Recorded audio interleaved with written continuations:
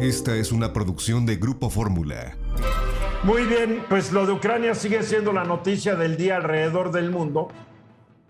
Y ayer el presidente Biden anunció una serie de medidas económicas contra instituciones financieras rusas, contra el gobierno ruso, contra personajes rusos.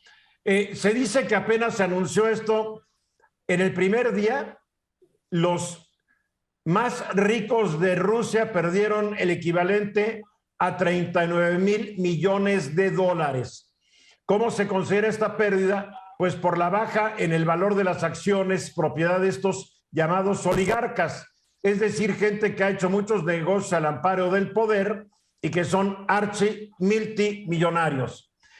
Ayer el presidente Biden fue muy criticado por varias cosas. Número uno, porque Estados Unidos no quiso poner sanciones en contra del mismo presidente Putin. Se dice que la fortuna de Putin va entre los 100 y los 200,000 millones de dólares, lo que lo convertiría en uno de los hombres más ricos del universo.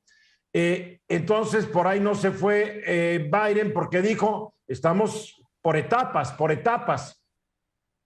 Y también le reclamaron de que no sancionaran a Rusia sacándola del sistema SWIFT, que es el sistema que permite hacer transacciones entre bancos en todo el mundo. Cuando uno envía dinero de un banco a otro, a alguien que uno conoce, generalmente le piden a uno el número SWIFT, es la clave del banco y el dinero se va como en el internet de inmediato.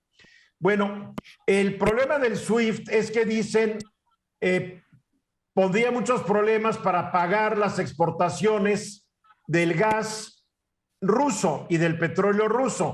O sea, los países que importan estos productos de Rusia, pues no podrían pagarlo. Y obviamente se encarecerían mucho las disponibilidades de gas y de petróleo alrededor del mundo ante el faltante de la producción rusa, que es uno de los principales productores del mundo.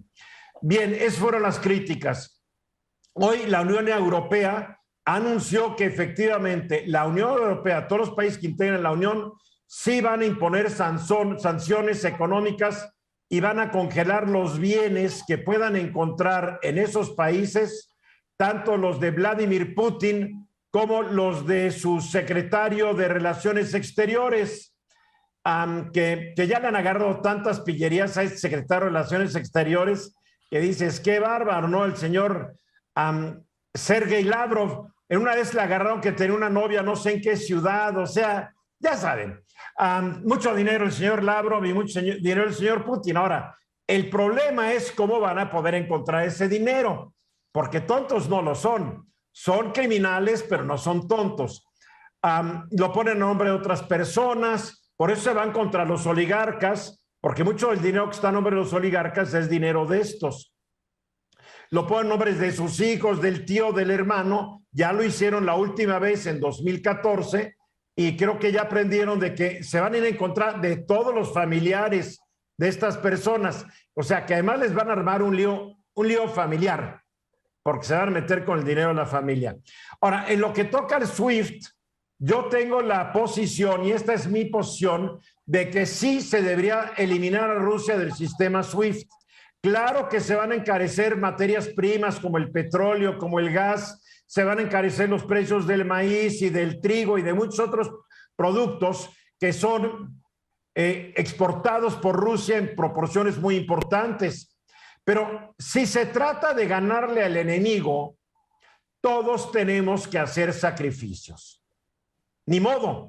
En la Primera, en la Segunda Guerras Mundiales, los habitantes de los países que pelearon contra Alemania y todos estos países le racionaban la leche, le racionaban la carne, el pollo, los huevos, el jabón, todo estaba racionado. ¿Por qué? Porque había que hacer un sacrificio para ganarle al enemigo.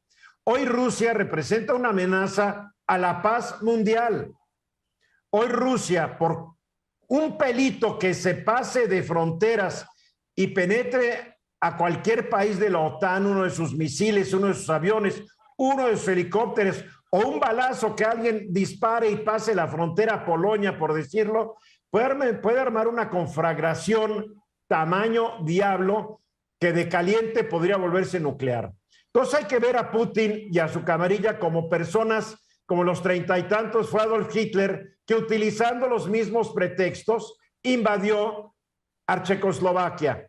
Y el mundo calladito, dándole a tolito con el dedo, creyendo que lo iban a controlar. No controla uno a un imperialista que quiere expandir el imperio. Muy difícil controlarlos. La historia le demuestra. La historia de México demuestra que cuando el imperio estadounidense quiso expandirse, utilizó el pretexto de unos gringos en Texas que estaban siendo maltratados por los mexicanos. Llegaron a defenderlos. O sea, no hay nada nuevo. Mónica. Las condiciones que ahora vemos en el mundo nos hablan de una integración importante. Lo que dices es cierto, hay que hacer un sacrificio. Creo que hay que acotar de una buena vez y para siempre a Vladimir Putin, porque realmente sí estamos ante un riesgo muy, muy fuerte de que el expansionismo y el nacionalismo rusos acaben con las libertades y la soberanía de estados que ya no tienen mucho que ver. Estoy pensando en Polonia, estoy pensando en Eslovaquia, estoy pensando en República Checa. ¿Por qué? Porque finalmente lo que quiere Vladimir Putin es volver a la situación previa, a la época del Pacto de Varsovia, y eso ya no es posible. Quiere reconstituir el imperio ruso, es la verdad, porque la Unión Soviética fue heredado del imperio de los zares. Otra cosa, hoy Putin se echó la puntada de decir que cuidado con que Finlandia o Suecia entren en la OTAN, que si se atreven a entrar a la OTAN, se las van a ver con él. O sea, ya está dando órdenes a países soberanos e independientes. Cuidado, cuidado con estos dictadores que nadie les dice no, nadie. Venus. Sí, y aquí se agrava la situación porque hay muchos dictadores, pero pocos dictadores como Putin, que además tienen un ejército y tienen un armamento y el ejército tiene una gran disciplina. Olvídate que tiene bombas atómicas, tiene bombas olvídate lo demás. Tiene bombas atómicas, entonces aquí es un perder, ¿eh? Porque como acaban de mencionar ustedes, pues sí, habrá que hacer un sacrificio y los rusos, debo reconocer que están curtidos a base de sacrificios, así que a lo mejor la parte más sacrificada se la llevan la OTAN y sus aliados. Ya a Putin le vale un cacahuate que su pueblo se sacrifique. Los dictadores nunca piensan en su pueblo. El pueblo cuando empieza a pensar y a rebelarse lo encarcelan o lo matan. No nos hagamos tontos. Bernardino.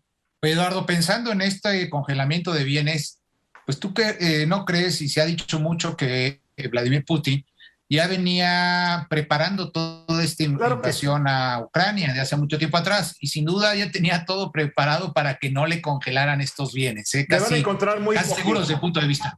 Es un hecho. Juan. Yo estoy convencido de que las sanciones de este tipo lo único que hacen es exacerbar los ánimos, puesto que al final Vladimir Putin no se va a detener por esa causa. Y me preocupa más que los chinos emulen el ejemplo y digan, oye, ¿por qué no hacemos lo mismo con Taiwán y vamos recuperando lo que era nuestro? Al final esa alianza es la que yo creo que hace muy peligroso el conflicto. Oye, ¿no te preocupa que nuestro presidente también diga, vamos recuperando lo que era nuestro? Imagínate. Esta fue una producción de Grupo Fórmula. Encuentra más contenido como este en radioformula.mx.